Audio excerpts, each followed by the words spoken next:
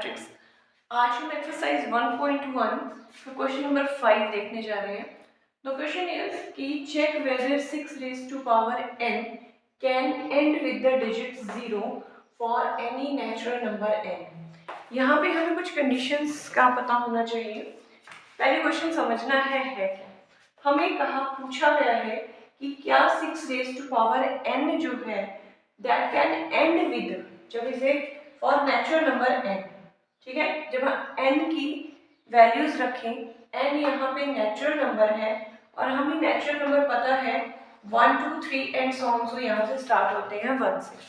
तो क्वेश्चन का है क्या मेन फंडा कि जब हम 6 की पावर नेचुरल नंबर इस n से 1 रखें, 6 की पावर n की जगह 2 रखें, 6 की पावर 3 रखें, तो ये जो हमारे पास इसी तरह से अगर हम 6 की पावर कुछ भी रख दीजिए 28 या कुछ भी रख दीजिए, तो क्या ऐसा कोई नंबर आएगा जहां पे एंड डिजिट होगा वो दैट कैन एंड विद 0। ये मेरे पास 36 हो गया, ये 216 हो गया और इसी तरह से। तो इसका क्वेश्चन क्या पूछने का क्या है कि अगर n को हम n नेचुरल नंबर है और n को हम नेचुरल नंबर में से different values 1 2 3 and so on, so values देते चले, तो एक्सपेंशन में क्या जो ये पावर है जो 6 की एक्सपेंशन होगी, क्या इसका एंड डिजिट जो है कि क्या वो कभी 0 आएगा। दिस इज द क्वेश्चन कि क्या एंड डिजिट 0 आ सकता है। तो इसके लिए आपको बेसिकली पता क्या होना चाहिए वो सुनिए। ये 9th क्लास का कॉन्सेप्ट है और मेन फंडा क्या है कि कोई भी नंबर, ध्यान से सुनिए, कोई भी नंबर एंड उसका एंड डिजिट 0 तब होता है, जैसे 20 है उसका एंड डिजिट 0 है, 300 है उसका एंड डिजिट 0 है। कब होते हैं किसी भी नंबर के पहले, तो वो हमने पहले ही मैंने फर्स्ट लेक्चर मेरा डिविजिबिलिटी रूल का था, पहला तो वो 10 से डिविजिबल होने चाहिए। वो नंबर जिनका एंड डिजिट 0 होता है वो 10 से डिविजिबल होते हैं। यहीं से कॉन्सेप्ट निकलता है कि ऐसे इन नंबर्स के जो फैक्टर्स होते हैं, इन नंबर्स के जो फैक्टर्स होते हैं वो होते हैं 2 एंड 5, 2 रेज़ टू पावर कुछ या 5 रेज़ टू पावर कुछ, ठीक है। तो यहाँ मेरे पास जो नंबर बना है वो है 6 रेज़ टू पावर n। तो देखिए 6 को लिखना कैसे है, 6 को तो मैं लिख सकती हूँ 2 into 3 raise to power n, है ना, 3 2 6, ये बन गया, that is 6 raise to power n। तो मैंने अभी कहा कि 0 से एंड की कंडीशन क्या है, किसी भी नंबर के एंड में 0 होगा तो वो 10 से डिविजिबल होगा।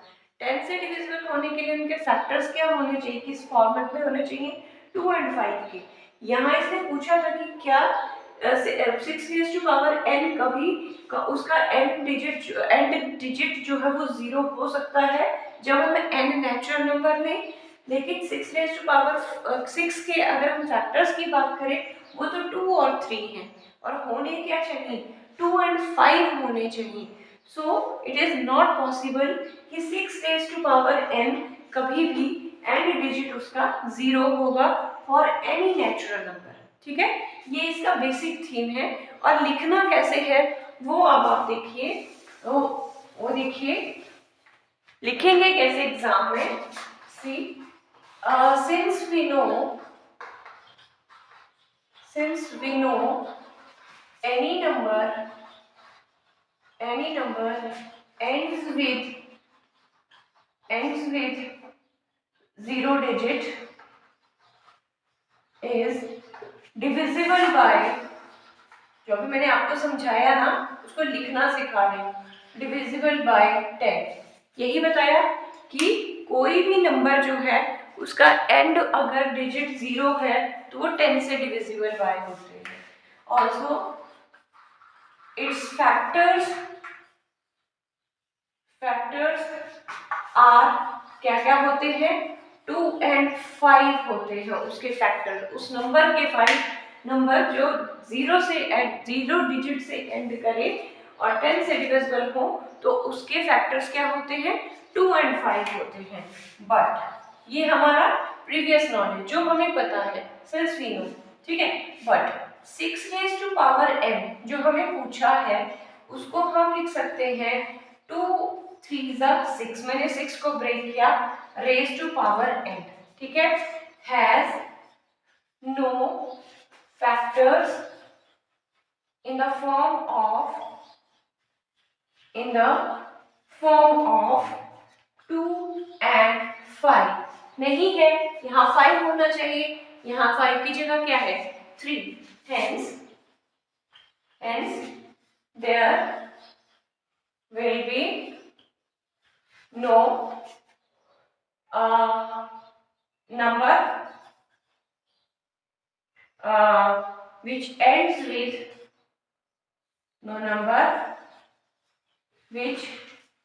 ends with digit 0 for any natural number n। इसीलिए जो पूछा गया था कि क्या किसी भी नेचुरल नंबर n के लिए 6 रेज़ टू पावर n जो टर्म होगी वो 0 से एंड होगी या नहीं, so this is not possible, okay. तो इसी सिलसिले में क्वेश्चन नंबर 6 है, इसी एक्सरसाइज 1.1 का, कि एक्सप्लेन व्हाई, ये कुछ नंबर दिए हैं 7 into 11 into 13 plus 13 and 7 6 5 4 3 2 1 plus 5 are composite number. तो सबसे पहले आपको इसमें जो कॉन्सेप्ट है प्राइम नंबर्स का और कॉम्पोजिट नंबर्स का वो पता होना चाहिए।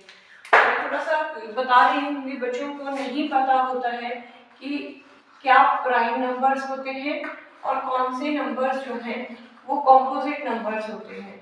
मेरी आपसे रिक्वेस्ट है कि आप अपने एक फॉर्मूला पेज या एक डायरी लगा लीजिएगा जिनमें ये बेसिक डेफिनेशंस के लिए आप उनको नोट करें। तो देखिए प्राइम नंबर्स की जो स्ट्रिक्ट डेफिनेशन है वो नंबर्स होते हैं जिनके एग्जैक्टली 2 फैक्टर्स होते हैं।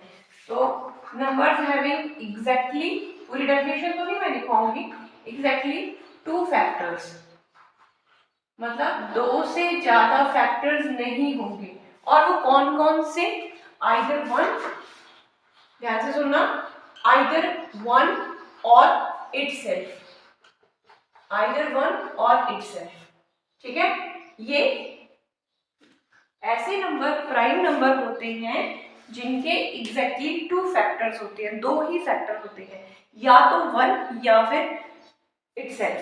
अब फैक्टर्स बच्चे बोलेंगे फैक्टर्स क्या है, बेसिकली ऐसे नंबर्स जो या तो 1 से डिवाइड हो या खुद से डिवाइड हो, वो नंबर जो या तो 1 से डिवाइड हो या फिर खुद से डिवाइड हो, या फिर एग्जाम्पल देख लीजिएगा। फॉर एग्जाम्पल देखिए, फॉर एग्जाम्पल मैंने 2 ले लिया, 2 या तो 1 से डिवाइड होगा, 2 हैज एग्जैक्टली 2 फैक्टर्स, या तो ये 1 से डिवाइड होगा या 2 से डिवाइड होगा, या फिर 2 किसी और नंबर से डिविजिबल नहीं होता, किसी और के टेबल में नहीं होता है। 3 को चेक करें, या तो 1 से जाएगा या 3 से जाएगा, आइदर 1 और इटसेल्फ। 5 ले लीजिएगा, 5 1 या 5 से जाएगा। 7 ले लीजिएगा, 1 और 7 से जाएगा। आप बोलेंगे ये कैसे पता चल रहा है, मैं इसी की जगह ले रही हूँ, मैं 4 ले रही हूँ, बीच में नंबर 4 भी तो था। 4 देखिए 1 से तो डिविजिबल होगा, ये 2 2 जा 4 भी होता है और 4 1 जा 4 भी होता है। तो लेकिन मैंने कहा क्या, प्राइम नंबर के 2 ही फैक्टर होंगे, एग्जैक्ट वर्ड यूज कर रहे हैं, मतलब 1 और इटसेल्फ, या तो 1 या इटसेल्फ, 1 से डिविजिबल होगा या 2 2 खुद को डिवाइड करेगा, 3 जो है या तो 1 से या खुद को 3 से।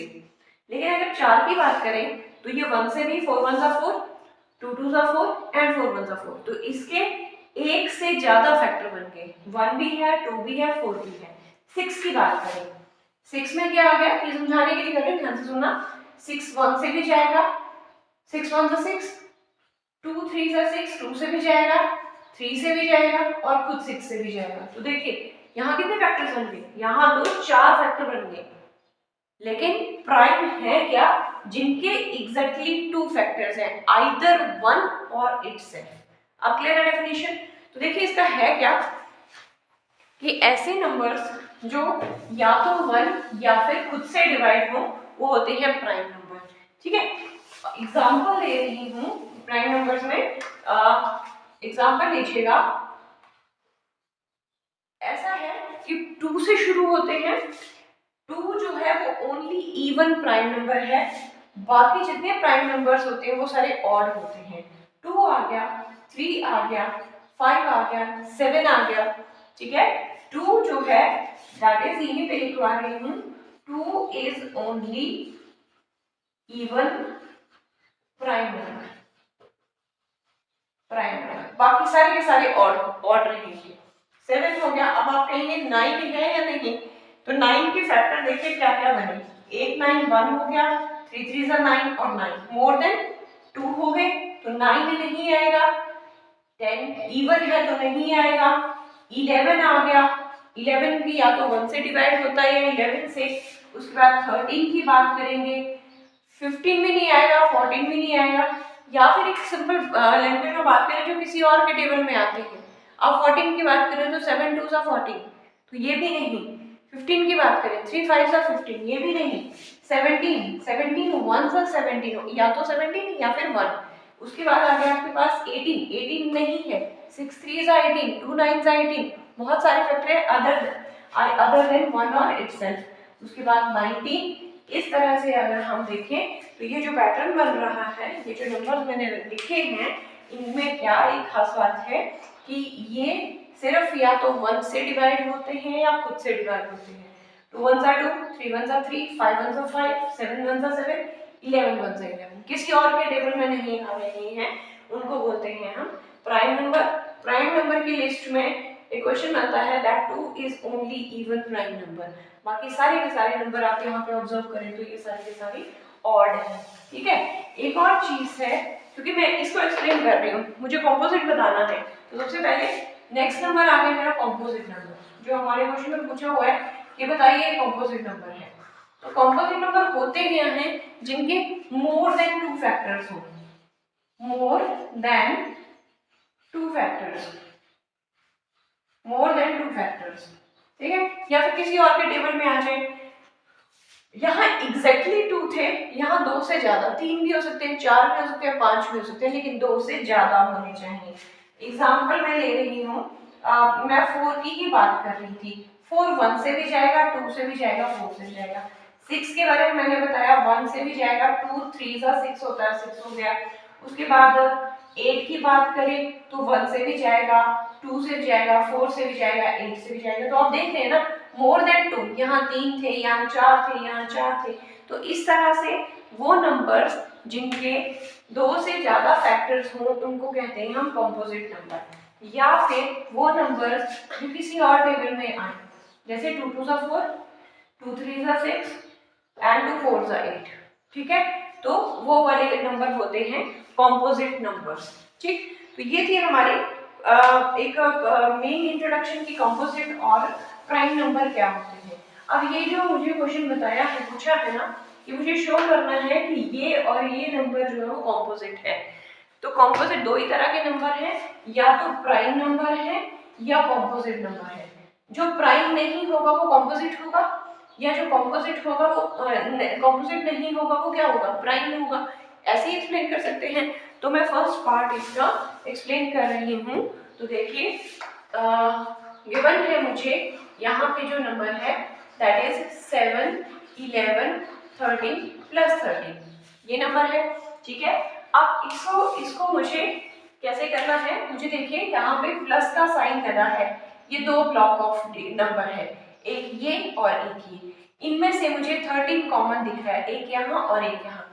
मैंने 13 कॉमन निकाल दिया। यहाँ से जब 13 चला गया तो मेरे पास बचा 7 इंटू 11 प्लस 1। ठीक है, 7 इंटू 11 प्लस 1। अब ये जो नंबर बना वो 13 इंटू 77 प्लस 1 कितना बन गया, 78। लेकिन ये नंबर क्या नहीं रहा, अगर ये प्राइम होता तो 78 इंटू 1 होना चाहिए था।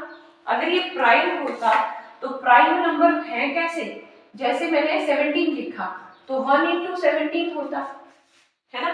लेकिन या फिर 1 इंटू 17 होता या 13 इंटू 17 होता, सॉरी 13 इंटू 1 होना चाहिए था या 8 इंटू 1 होना चाहिए था। अगर इस एक भी नंबर की जगह 1 होता तो हम प्राइम बोलते, लेकिन ये जो नंबर है ये दो नंबर को मिलके इंटू करके बनाया है, तो इसके फैक्टर्स मोर देन 2 है, ठीक है। So which is not prime, which is not a prime number, so it is a composite number। Prime नहीं है तो कैसा नंबर है, composite नंबर, ठीक है। इसी बेसिक को ध्यान में रखते हुए मैं ये सेकंड पार्ट इसका एक्सप्लेन कर रही हूँ। मुझे नंबर दिया है 7 6 5 4 3 2 1 plus 5। This is also set of 2 digits, block of 2 digits। यहाँ मुझे 5 दिख रहा है, यहाँ मुझे 5 दिख रहा है और प्लस साइन से दो ब्लॉक्स बनाए हैं। मैं 5 कॉमन ले रही हूँ, ये बनेगा 7 6, क्योंकि 5 कॉमन है तो 4 3 2 एंड 1, और इसकी जगह मेरे पास आ गया +1। अगर यहाँ में मैं देखूं तो ये 5 इंटू नंबर आ रहा है, 5 इंटू नंबर आ रहा है। आना क्या चाहिए था, 5 इंटू 1 आना चाहिए था। 1 आता तो ये प्राइम होता, तो ये प्राइम नहीं है, तो यहीं से हम लिख देंगे, यहाँ पर ही हम इसे लिख देंगे which is not prime, which is not prime, so it is composite number, so it is composite number। यही पूछा था कि ये और ये नंबर जो है बताइए, these are composite number। Coming to question number 7, the statement देखिए, there is a circular path around a sports field। Sonia takes 18 minutes to drive one round of the field, while Ravi takes 12 minutes for the same। Suppose they both starts at the same point and at the same time and go in the same direction। After how many minutes will they meet again at the starting point? एक circular field है, question समझना है, और दो बच्चे हैं, Sonia takes, यहाँ से सोनिया भी स्टार्ट कर रही है और यहाँ से रवि भी स्टार्ट कर रहा है, ठीक है। ये जो इसका सर्कुलर फील्ड से स्टार्टिंग है, सोनिया टेक्स 18 मिनट, ये 18 मिनट ले रही है और रवि ले रहा है 12 मिनट्स। कहा है इन द सेम डायरेक्शन, ठीक है, and at the same time, एक ही टाइम पे स्टार्ट करना है इन्होंने, और ये ड्राइव कर रहे हैं इस सर्कुलर फील्ड के एक ही टाइम पे in the same direction. Sonia 18 minutes ले रही है एक डिस्टेंस कवर करने में सर्कुलर फील्ड के, और रवि जो है वो 12 मिनट ले रहा है। द क्वेश्चन इज कि ऐसा the question is after how many minutes, कितने मिनट के बाद ये लोग इस पॉइंट पे मिलेंगे, ठीक है। कितनी बार नहीं पूछा है, हाउ मेनी टाइम्स, क्योंकि राउंड करते सो मेनी टाइम, बहुत सारे टाइम आएंगे जब ये मिलेंगे, लेकिन हमें पूछा है कि कितने मिनट बाद मिलेंगे, ठीक है। तो जब ये मिनिमम हमें जब भी क्वेश्चन याद रखना है, जैसे इस टाइप के क्वेश्चन होते हैं कि जो बेल्स हैं वो रिंग टुगेदर हैं, तो मिनिमम टाइम उनका कब होगा जब वो इकट्ठी बेल जो है वो रिंग करेंगी, या इस टाइप का है कंबाइंड टाइम निकालना हो, तो इन क्वेश्चन में हमेशा हम एलसीएम निकालते हैं, लीस्ट कॉमन मल्टीपल निकालते हैं उनका, ठीक है। तो इसकी स्टेटमेंट जो है दैट विल बी, हम इसको थोड़ा सा स्टेटमेंट फॉर्म में इसे हम लिखेंगे।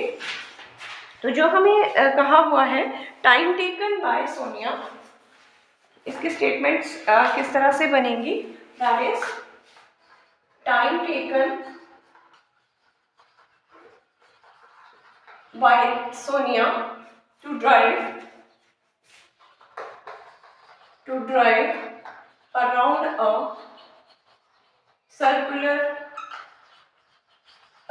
a circular sport field is equal to, सोनिया takes 18 minutes, ठीक है, सोनिया takes 18 minutes। इसी तरह से हमें कहा है Ravi takes that is the same statement time taken by Ravi, मैं सो कर रही हूँ, to drive around the circular sport fields, ये ले रहा है 12 मिनट, ठीक है। Ravi takes 12 minutes. अब हमें कहा है दैट इज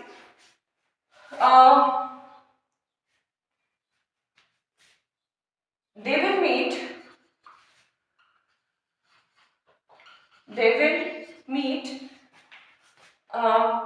at, हम निकालेंगे एलसीएम ऑफ 12 एंड 18 मिनट का। वो मैंने आपको बताया है किस तरह से फाइंड आउट करते हैं।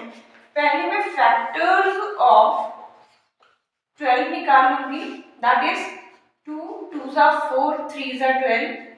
पिछले लेक्चर्स में मैंने बताया है, इसे मैं लिख रही हूँ 2 स्क्वायर इंटू 3।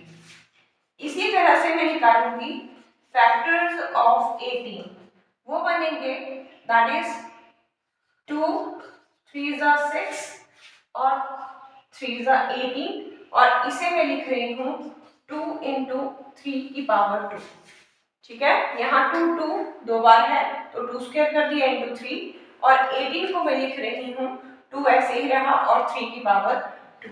मैंने आपको बताया है जब भी हम एलसीएम निकालते हैं, किसका निकालना है 12 और 18 का, तो हम क्या करते हैं हाईएस्ट पावर्स चूज करते हैं। अगर आपको लेक्चर पिछला याद हो, देख लेना मेरे पिछले लेक्चर्स, हम हमेशा हाईएस्ट पावर चूज करते हैं।